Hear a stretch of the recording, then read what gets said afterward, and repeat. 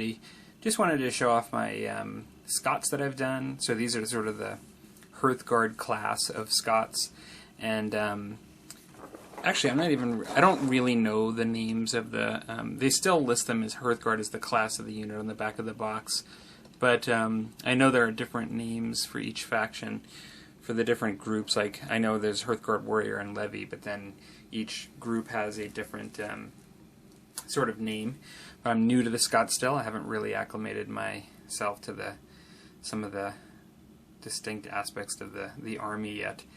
I haven't even really looked at the battle board yet, to be honest. Just painting miniatures and stuff at this point. But yeah, I wanted to just talk a little bit about or show these guys and just mention I did a couple of things for the first time with these guys.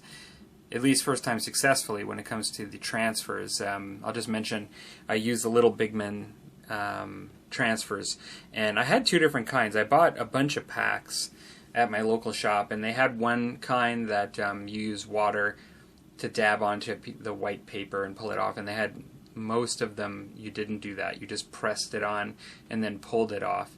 And so there were two different methods by the same company to put these on. The only one I think was with the water was this one here for the actual Warlord. I have a full pack of this kind. I didn't realize it was different until I saw the directions as being different for that one. And then all of these you just press on. I actually prefer that one, the method where you just press it on rather than the water. But having said that, they both worked out really well for me. I had a problem with a standard for my Anglo-Danes a while back. I don't know if you guys remember, and I kind of messed it up. It still has the plastic on it. I just put the matte finish to make it so it's less shiny. And I still have some standards to do for the Scots for them. So I was a little wary doing these, but to be honest, sat down with the directions, took a look at it. This wasn't the method where you have to put the transfer on your own piece of paper. Everything for the shields was included on the paper that you needed to do, so I found it to be pretty easy in comparison. And I really do like the way they come out. They're really nice, add a nice flavor, in my opinion, to it. I've painted all my shields in the past, and I think that's fine too. But I really like the way these look. More importantly, I've never done kilts before, and so I tried my hand at doing kilts. And I'll try my best to just show. I think they look better. Like, this is an example of one that I'm actually quite happy with. Like, I just find the pattern looks kind of distinct with the lines. And, you know,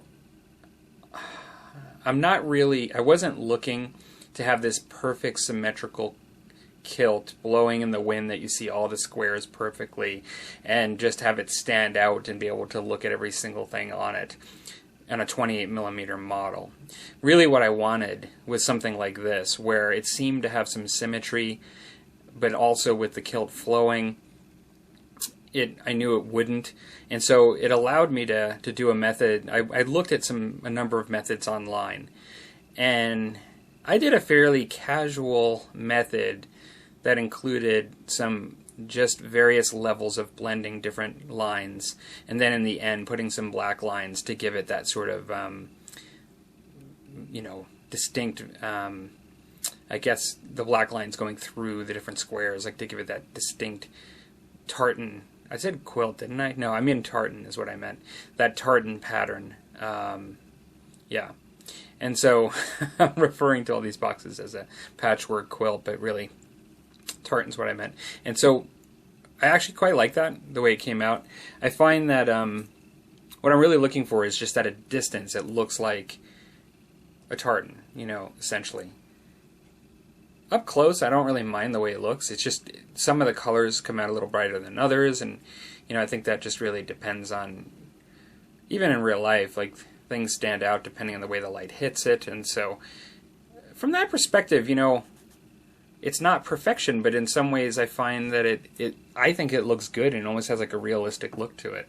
And so I was really happy with the way these came out.